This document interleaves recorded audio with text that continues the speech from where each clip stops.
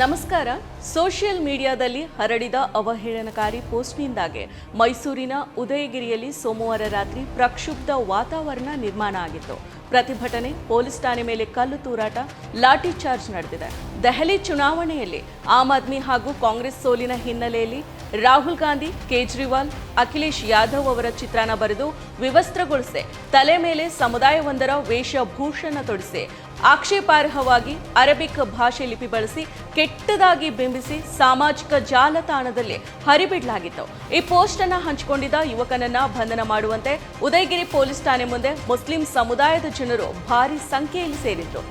ಈ ವೇಳೆ ಪೊಲೀಸರು ಹಾಗೂ ಮುಸ್ಲಿಂ ಸಮುದಾಯದ ಯುವಕರ ನಡುವೆ ತೀವ್ರ ಮಾತಿನ ಚಕಮಕಿ ನಡೆದಿದೆ. ಈ ವೇಳೆ ಪ್ರತಿಭಟನಾಕಾರರು ಉದಯಗಿರಿ ರಸ್ತೆಯನ್ನ ತಡೆದು ಪೊಲೀಸ್ ಠಾಣೆ ಮೇಲೆ ಕಲ್ಲು ತೂರಾಟವನ್ನ ನಡೆಸಿದ್ದಾರೆ. ಪರಿಸ್ಥಿತಿ ವಿಕೋಪಕ್ಕೆ ತಿರುಗಿದ ಹಿನ್ನೆಲೆ ಪೊಲೀಸರು ಅಶ್ರುವಾಯುವನ್ನ ಸಿಡಿಸಿ ಲಾಠಿ ಚಾರ್ಜ್ ಅನ್ನ ಮಾಡಿ ಗುಂಪನ್ನ ಚದುರಿಸಿದ್ದಾರೆ. ಈ ವೇಳೆ ಇನ್ಸ್ಪೆಕ್ಟರ್ ಸೇರಿದಂತೆ 14ಕ್ಕೂ ಹೆಚ್ಚು ಪೊಲೀಸರಿಗೆ ಗಾಯಗಳಾಗಿದೆ. ಪೊಲೀಸ್ ವಾಹನದ ಗಾಜುಗಳು ಒಡೆದಿದ್ದಾವೆ.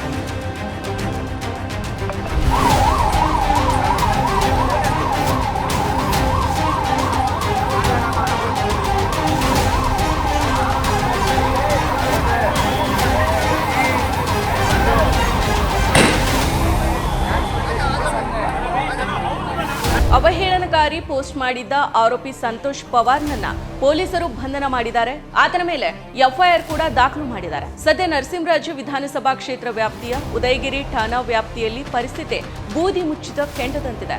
ಪೊಲೀಸರು ಆಯಕಟ್ಟಿನ ಸ್ಥಳಗಳಲ್ಲಿ ಕಟ್ಟೆಚ್ಚರವನ್ನು ವಹಿಸಲಿದ್ದಾರೆ. ಸ್ಥಳದಲ್ಲಿ 6ಕ್ಕೂ ಹೆಚ್ಚು ಕೆಎಸ್ಆರ್ಪಿ ತುಕಡಿಗಳನ್ನು ನಿಯೋಜನೆ ಮಾಡಲಾಗಿದೆ. ಮತ್ತಷ್ಟು ವಿಶೇಷ ವಿಡಿಯೋಗಳನ್ನು ನೋಡಲು ಮತ್ತು ಹೊಸ ವಿಡಿಯೋಗಳ ಬಗ್ಗೆ ತಿಳಿಯಲು ಈ ದಿನ .com ಯೂಟ್ಯೂಬ್ ಚಾನೆಲ್ ಸಬ್ಸ್ಕ್ರೈಬ್ ಮಾಡಿ ಮತ್ತು ಬೆಲ್ ಐಕಾನ್ ಕ್ಲಿಕ್ ಮಾಡಿ.